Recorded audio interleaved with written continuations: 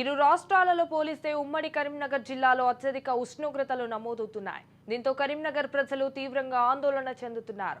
గరిష్ట ఉష్ణోగ్రతలతో పాటు తీవ్రమైన వడగాలులు వీస్తుండటంతో ప్రయాణాలకు సైతం భయపడుతున్నారు. ఉమ్మడి కరీంనగర్లో ఉష్ణోగ్రతల పెరుగుదలపై మరిన్ని వివరాలు మా ప్రతినిధి ఫణిరాజ్ అందిస్తారు.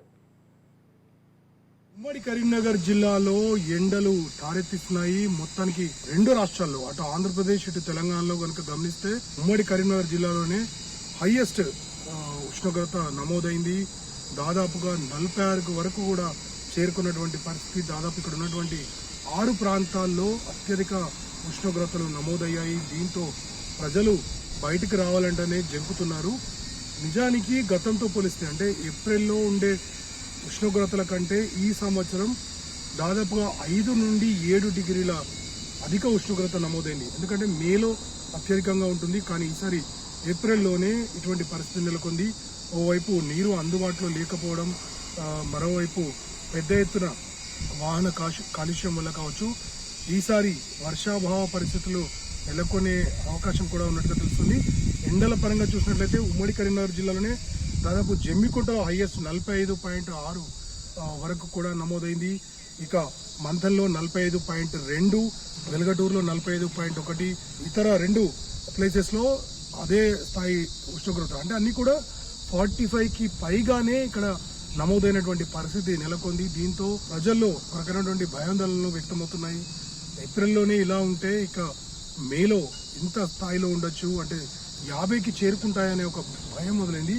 నిజానికి ఇటు ఎండలతో పాటు వడగాలులు, తీవ్రమైనటువంటి వేడితో కూడినటువంటి గాలులు వీస్తూ ఉండడంతో ఇప్పటి వరకు ఏప్రిల్ 1 నుండి ఇప్పటి వరకు దాదాపు 10 మంది వడదెబ్బతో చనిపోయారు. ఇందులో ఎక్కువగా ఉపాధి కూలీలు ఉన్నారు. వీరు సరైన సౌకర్యాలు లేక అక్కడ పనులకు వెళ్తూ ఉండడంతో డీహైడ్రేషన్కి గురై ఈ వడదెబ్బకు గురై మృతి చెందారు.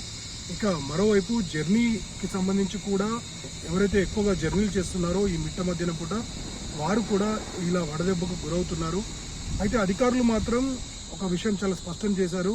ఉదయం 11 గంటల నుండి సాయంత్రం 5 గంటల వరకు కూడా జర్నీలు దాదాపుగా మానుకోవాలి. ముఖ్యంగా గుండె జబ్బులు ఉన్నవారు, అంటే వృద్ధులు కావచ్చు, ఇటువంటి దీర్ఘకాలిక అనారోగ్యంతో ఉన్నవారు, అలాగే పిల్లలు, వీరు చాలా తేలికగా వడదెబ్బకు గురవుతారు. వీరంతా కూడా ఎండకి దూరంగా ఉండాలి, ప్రయాణాలకి దూరంగా ఉండాలని హెచ్చరిస్తున్నారు.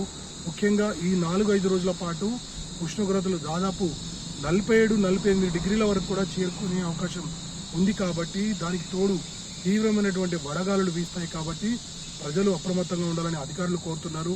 దీనికి సంబంధించి ఎప్పటికప్పుడు అప్డేట్ కూడా ఇస్తున్నారు. అధికారులు చాలా స్పష్టం చేస్తున్నారు. ప్రజలు ఖచ్చితంగా జాగ్రత్తలు తీసుకోవాలి, వీలైనంతగా డీహైడ్రేషన్ కాకుండా ఉండాలి. మరోవైపు ఒకవేళ జర్నీ చేసినట్లయితే ఒకవేళ ఎండ దెబ్బ లాంటి పరిస్థితి ఎదురైనట్లయితే వీలంత తొందరగా సమీపంలోని నీడ ప్రాంతానికి తరలించాలి. పరిస్థితి చక్కగా పడ్డాక వాటర్ తాగించాలి. హైడ్రేషన్ పూర్తిగా వాటర్ తాగించడం వల్ల తిరిగి తాను మామూలుగా అయ్యే అవకాశం ఉంటుంది. ఒకవేళ పరిస్థితి విషమించినట్లయితే వీలంత త్వరగా సమీపంలోని వైద్యుల వద్దకు తీసుకెళ్లాలని వారు హెచ్చరిస్తున్నారు. గతంతో పోలిస్తే ఈసారి ఎండలు తీవ్రంగా ఉన్నటువంటి నేపథ్యంలో రానున్న రోజుల్లో కూడా అంటే మే ఏ రకంగా ఉండబోతుందనే ఒక ఆందోళన నెలకొన్నటువంటి నేపథ్యంలో ఇటు ఎన్నికల ప్రచారం సైతం కొంత చెప్పబడినట్టుగానే తెలుస్తోంది. ఎన్నికల ప్రచారానికి వెళ్లే కూలీలు కావచ్చు, ప్రజలు కావచ్చు, కొంతవరకు తగ్గినట్టుగా తెలుస్తోంది. అంటే నాయకులు తాము ఏదో రకంగా తమ సభలకు ప్రజల్ని తరలించాలనే ఏర్పాట్లు చేసుకున్నప్పటికీ కూడా ప్రజలు మాత్రం కొంతవరకు వెనుకాడుతున్నారు. మరోవైపు మీటింగ్లు సైతం పెద్ద ఎత్తున జన సమీకరణ చేయకుండా కేవలం కొద్ది మందితో మాత్రమే ప్రజలతో ఇటువంటి సభలు నిర్వహిస్తున్నారు. ముఖ్యంగా సాయంత్రం పూట, అంటే సాయంత్రం తర్వాత కార్నర్ మీటింగ్లకి ఈ ఎంపీ అభ్యర్థులు ఎవరైతే ఉన్నారో వారంతా కూడా ప్రిఫరెన్స్ ఇస్తున్నారు. సో ఈసారి అటు ఎన్నికల వేడి, ఇటు ఉష్ణోగ్రతల వేడి కారణంగా ప్రజలు ఒక రకంగా చెప్పాలంటే ఉక్కిరిబిక్కిరవుతున్నారు.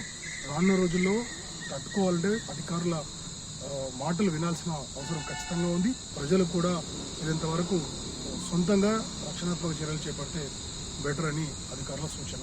కెమెరామెన్ ఉదయ్తో ఫణిరాజ్, రాజ్ న్యూస్ ఫ్రమ్ కరీంనగర్.